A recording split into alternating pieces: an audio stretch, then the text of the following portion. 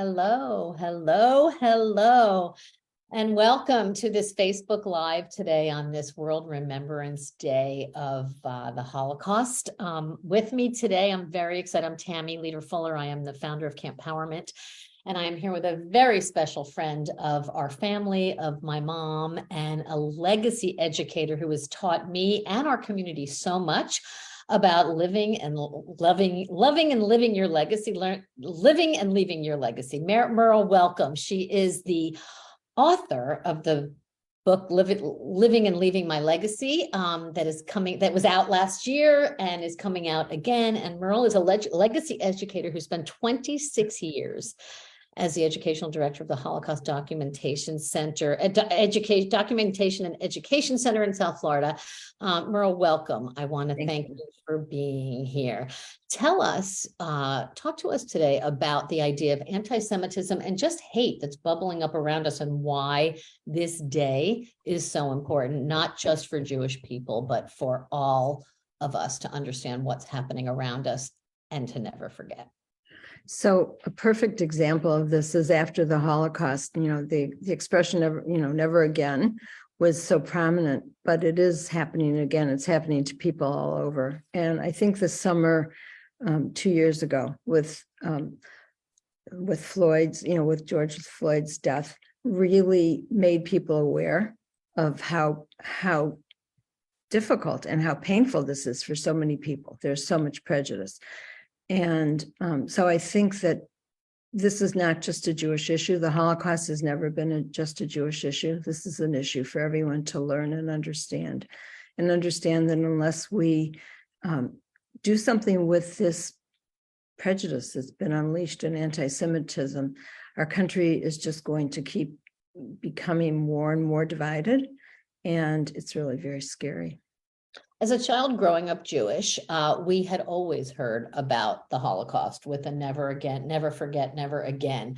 But with all that's happening in the world around us and all the hatred in so many directions, it's frightening. This is the 78th Holocaust Remembrance Day to mark the liberation of Auschwitz in Poland. And in 1945, but there are no cemeteries. There are no headstones. There is nothing in Germany or in any of these European countries commemorating the 6 million Jews who died at this time. And it seems so unfathomable that this could ever happen again.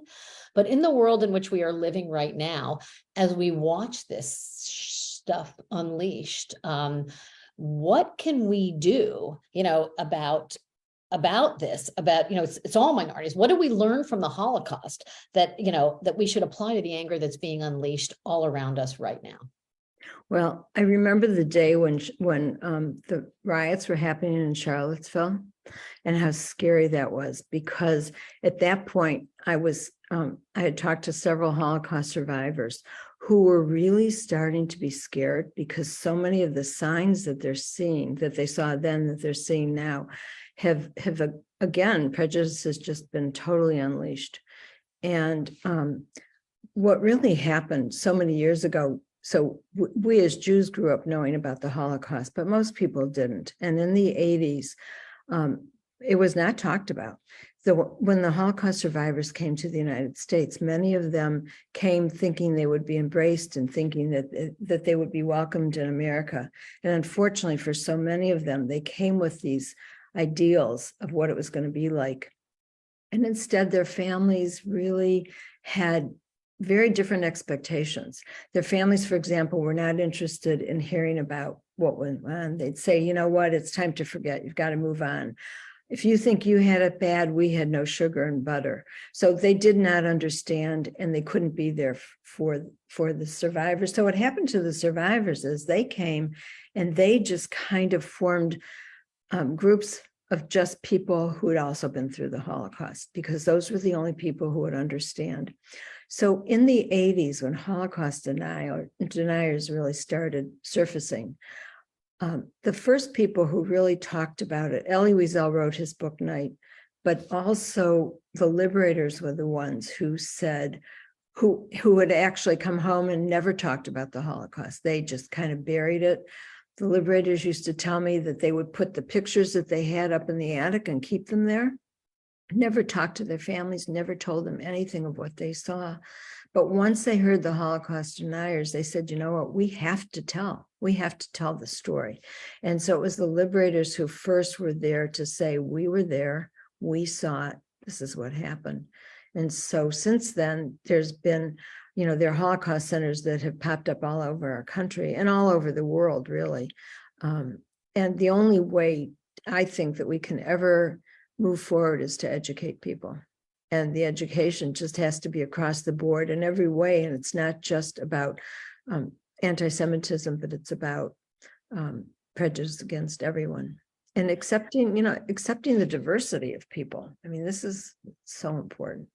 And education we take so for granted. As I said, I was raised as a Jewish kid. We always heard about the 6 million Jews. You just shared with me before we went on about this AJC, the American Jewish Committee survey that they did. Can you share that? Because it's very alarming and very shocking and is so tied to education and us opening our eyes and waking up. Right. So the AJC just did a survey and they asked people how many Jews were killed during the Holocaust. Of the people 18 years and older, 53% of them knew that there were 6 million. So it's all those others, 47%, who had no idea how many Jews were killed. I mean, that alone, that's a basic fact. But when we did the student programs that we used to do at our center, originally we had formed, we did a video and we were asking students, who was Hitler? What do you know about the Holocaust? Some kids didn't even know who Hitler was. They'd say, well, I think he was an angry man. I mean, absolutely no idea. So yeah, it still goes on today. And I think it's gotten worse, actually. I think less and less people, as the survivors die, less and less people are really knowing the true story. As the Holocaust documentation, the educational director of the Holocaust Education Documentation Center, your organization interviewed hundreds and hundreds of Holocaust survivors. What did you find and what did you learn about the common thread between those who were actually able to escape thinking that death was imminent and had lost their families and just stayed the course? Tell me about what you learned from the survivors about surviving. So probably the most important thing I learned was across the board, the survivors who survived, almost every single one of them told me that luck was the factor, that in some way, whether it was a butcher who ended up making the soup and giving someone from his town an extra potato peel, to a woman who was standing in line, getting onto the rail car to go to Auschwitz, whose brother instead decided to volunteer for the transport. And they only could have 5,000 people. There were 4 people who volunteered, so they had to get rid of 4. So a Nazi guard came, she was at the end of the line, came and knocked her down on the ground.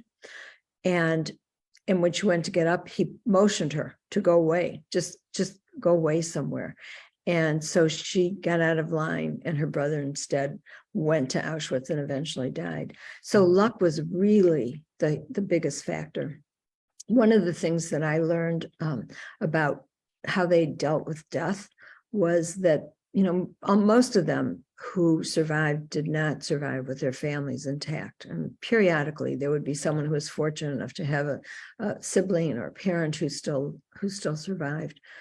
But what they told me was that they didn't really have time to mourn in the way we would mourn someone we lost, because they were so busy trying to survive. And all that they could think about was really food. Where am I going to get my next piece of food? I remember going to Majdanek, one of the death camps. And in Majdanek, the city of Lublin looks down on the camp.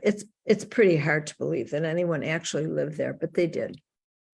And there's a fence, and on one side of the fence, during the summertime, people would come from the city and have summer cottages. On the other side of the fence, and I'm talking just a fence, would be the concentration camp where people were being killed on a daily basis. The chimneys were going 24/7.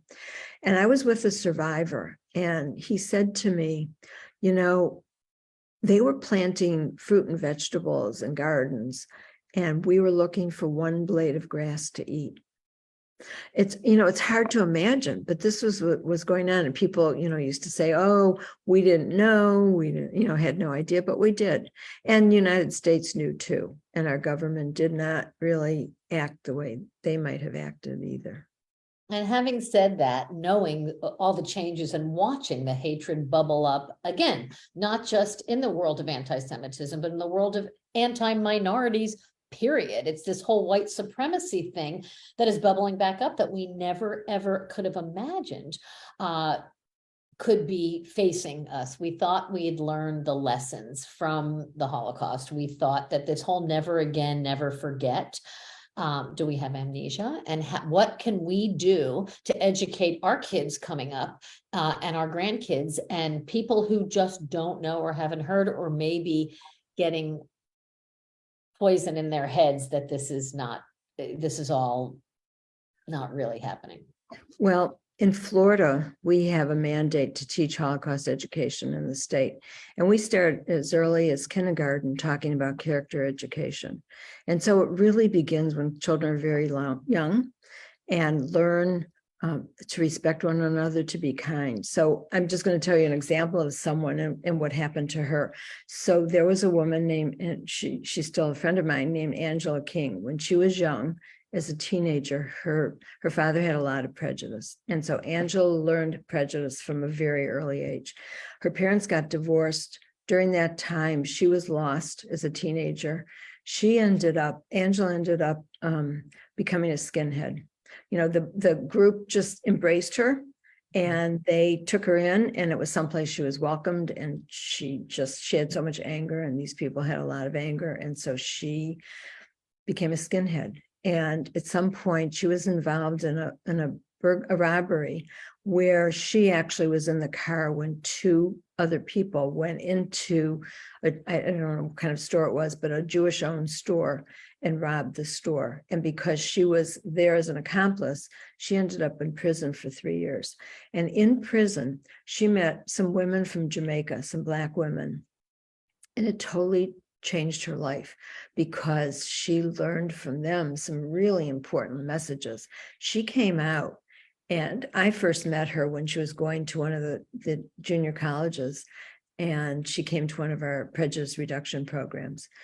And Angela really wanted to change the way she was. And so she did a huge turnaround. She now has an organization. It's called Hate Against Hate, or no, Life After Hate, I think it's called. And what she does is she takes people who are white supremacists who want to leave the movement and rehabilitates them to get back into society and to change their thinking. So it's all about education. It's all about education. Wow. Speaking of Florida, because we are both in Florida now, and you were very involved in getting this mandate passed, what's happening now in our state with this, Stop Woke Act and pulling, Black studies courses out of high schools in Florida. Like, it's unbelievable, and it's incredulous to those of us who've watched the progress of the civil rights movement in the same way the anti-Semitism movement is sort of moving forward. But how could this be happening now? And what could we, as just human beings who do have control of our children and our families and the narrative that we share with the people in our world, how can we fight this? And how can we really believe in this never forget and never again? What can we as just human beings do to help educate the people in our world who really don't know any better? Tammy, I really wish I had an answer for you. I don't. I will tell you one thing. I think that doing interfaith work, working with, getting people together who are different than you, being able to sit down at the table with someone who has a different philosophy than you do and talk to them is the beginning. It's just coming together, bringing people together. For Martin Luther King weekend, our synagogue and many of the synagogues paired up with Black church. And so we had our choir their choir came and sang at our synagogue for one of the services. Their community came and prayed with us. And so that's one way, just coming together with others, to respecting one's diversity, to learning about each other. I think part of it is if you kind of fear what you don't know. And so when you can open up and be willing to understand where someone else comes from or why someone else thinks the way they do, I think that's the beginning. That's the best I can do. I wish I could do more. I wish I had an answer. But there is something that we all could do. I invite everybody who's listening today to really just Google Holocaust Remembrance Day, and also look up this woke nonsense that's happening here in the state of Florida, and take 3 minutes today. If everybody takes 3 minutes and really stops to think about a victim, a child, an adult, a grandparent, a kid who actually didn't even have the time to grieve the loss of their families because they were so busy foraging from food and trying to stay alive themselves. And so many of them came over, as you mentioned, and stayed silent because they didn't know if anybody wanted to hear what they had to say. So I invite everybody who's listening now to take 3 minutes today before this day is over, this Holocaust Remembrance Day, and to imagine a child that you know, a young teenager, because most of those young teenagers, as you shared with me, Merle, were living like adults and really kind of built on foundations. So I want to ask everybody to think about the foundations that you're teaching to the people around you, and imagine a child who you know in your life and in your world. How would they survive if they were ripped from your family and thrown into these situations where survival was the only thing that mattered? Take 3 minutes today, please, to think about a child who you don't know, who you may never have heard about, whose name will never, ever ring through your head again. And imagine, throw some love into the soul of those kids and those people who were not able to fight a system over which they had zero control. You talked about, so I'm hoping I'm going to go do that. I'm going to the beach as soon as we're done here, and I'm going to go pull up some pictures from Elie Wiesel's book, and I'm going to really just throw some love out into the air because we really need that. But you talked to me about foundations and what was that? How did these kids have the wherewithal to be able to survive? What did they have that the Nazis couldn't take from them? Okay, so that's really important. What the survivors used to tell me is that they would lay in bed, not in bed, but on the barracks at night, and they would talk about the memories that they had growing up. So the family dinners, the holidays, the fun that they had with their friends. And that's really what they focused on, that and food. They would also talk about food a lot. They would lay in bed and talk about meals. But it was that love that they had growing up as children that really sustained them through all that. And also their education. They would say that you can't take away my education. So unfortunately, many of them were only educated through 3rd grade, 4th grade, 10th grade, whatever. One of the Holocaust survivors tells the story of going to school one day, just innocently going to school, and her teacher looking at her and saying, "You filthy, dirty Jew," and spitting at her.